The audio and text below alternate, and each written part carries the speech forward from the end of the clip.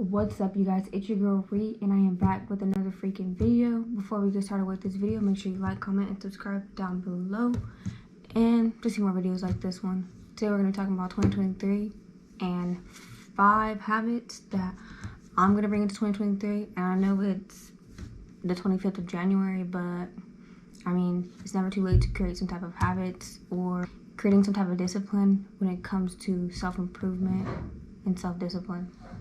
So here I have some notes. Looks like a lot, but it's not. Habit number 1, I want to wake up every day at 5 a.m. Not just on the weekdays, but every single day at 5 a.m. I know with this, it'll be a little more difficult for somebody like me because I tend to stay up every day till like 2 a.m., 3 a.m. sometimes, and then I'll end up waking up at like 5:45 because, you know, I have to be to work at 6:30. So I'll wake up late, but I do want to wake up at 5 a.m. Maybe like 4:55, give myself a couple minutes to wake up. I know a lot of people have been trying to be in the 5 a.m. club, but I just like to wake up, you know, an hour and a half before I need to be to work. I feel like it just gives you enough time to wake up and have quiet time, you know, some you time.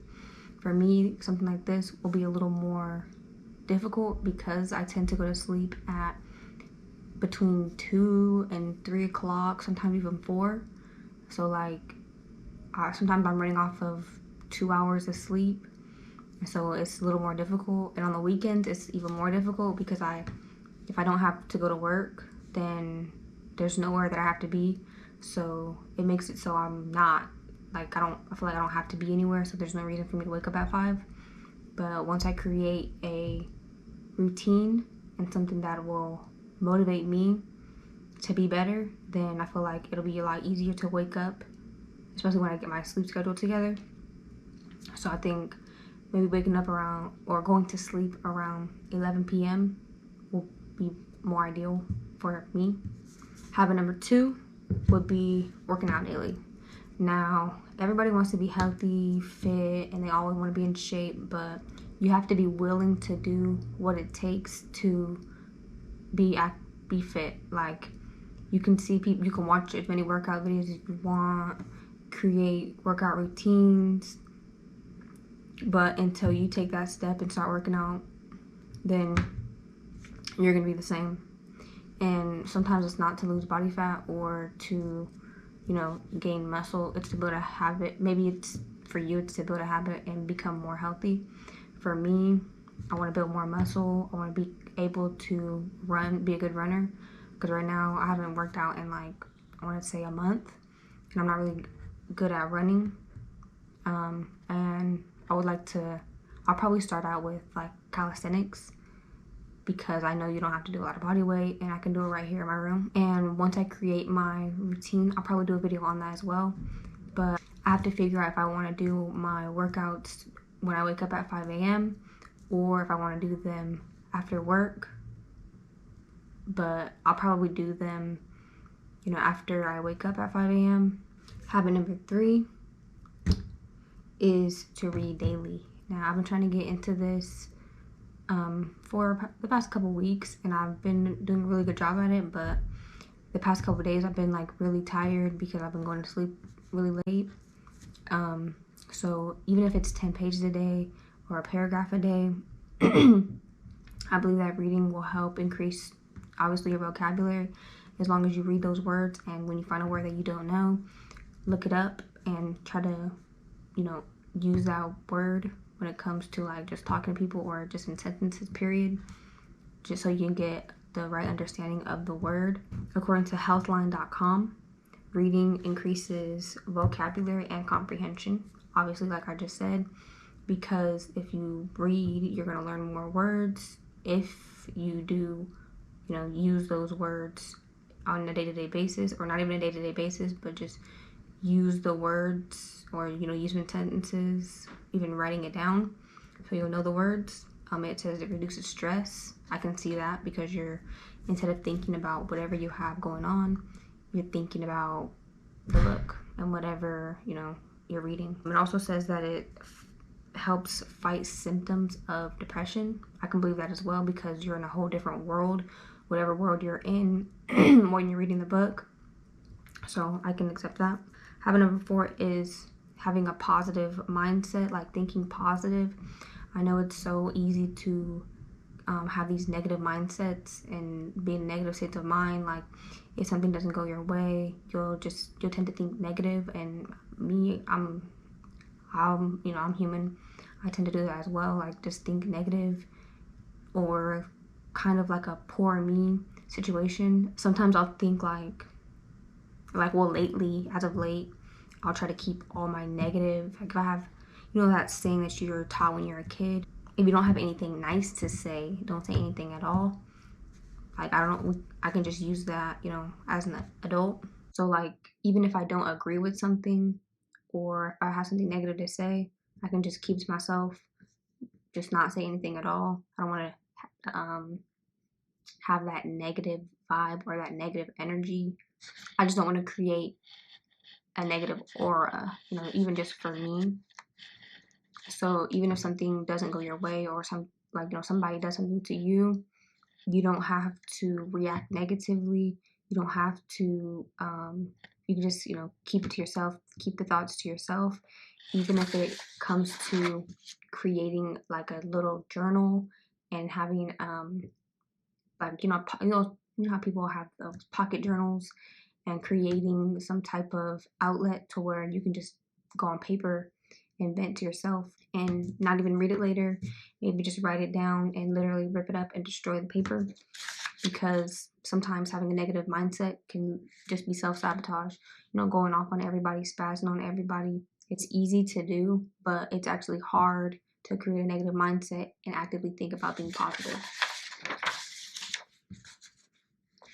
Habit number 5 is journaling. Now, when I was a kid, I used to journal all the time, and it would pretty much be like what I was talking about before, just venting and writing down my day. Sometimes I didn't journal, but I do want to journal every single day, even if it's like maybe just talk about the most positive thing that happened during that time, that day. Like say, today I ran 2 miles in 15 minutes, or I ran a minute faster than I did last time. Whatever it is, just try to point out maybe the positive parts of my day. And journaling also improves mental health, maybe because you're venting on paper. It encourages self-confidence, so it reduces anxiety. Maybe you can see, you get to see like what you're thinking and what you're feeling, and it boosts emotional intelligence. I can 100% see that, because when you are, writing stuff down, you get to see how you felt about things. And even if it was negative, you don't have to express that to other people. I feel like you can also track I think I've said that, but you can track your state of mind. So like if you're feeling down one day, you can write that down and maybe read over it and think like, maybe I was tripping, like I shouldn't have been in that state of mind, or whatever the case may be. But so those are my 5 habits for 2023 that I want to implement. So number 1, we have waking up at 5 a.m. daily, not just on the weekends, but every single day. And a part of that will be going to bed earlier, so maybe 11 p.m. at the latest. Number 2 will be working out daily. Maybe if it's running, doing core, but I would have to create some type of workout routine.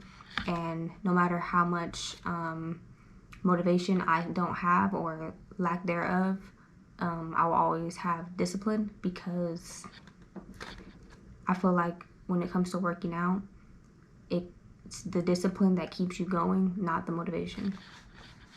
Number 3 is reading daily. I want to be more articulate, and I feel like when you read, you can learn a lot more. Number 4 is keeping a positive mindset. Think positive. Any negative thoughts or people gossiping or talking about other people, literally just ignore it or just stay quiet. I know for literally this whole year, any day I'm at work, I'm more quiet than I am usually, but it's mostly because I want to stay positive and stay in that positive mindset. And it's very easy to fall victim of, you know, gossip or being negative.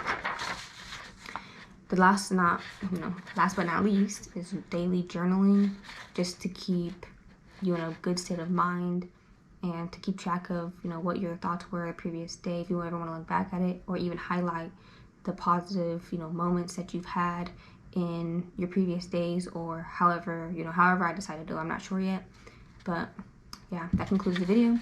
Thank you so much for watching. And what are your top 5 habits that you're going to implement in 2023? Maybe you guys can share them down below.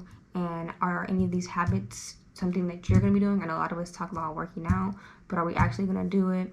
Like, let's actually maybe post videos yourself about working out and being productive and self-improvement and discipline, and even, you know, reading books. Like, what kind of books are you guys reading? Do you guys like to read? Are you guys going to start to read? Let me know all that in the comments down below, and I will see you in the next video.